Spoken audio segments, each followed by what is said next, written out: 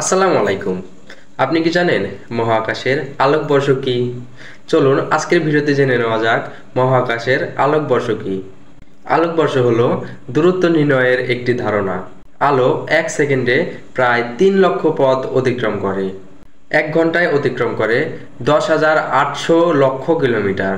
24 ঘন্টা বা একদিনে অতিক্রম করে 2,59,200 লক্ষ কিলোমিটার। এভাবে আলো 1 বছরে বা 365 দিনে যে পথ অতিক্রম করে তাকেই এক আলোকবর্ষ বলে। এই দূরত্বটি হল 9,46,08,000 লক্ষ কিলোমিটার। তাহলে আজকের ভিডিও থেকে আমরা জানলাম আলোকবর্ষ কি।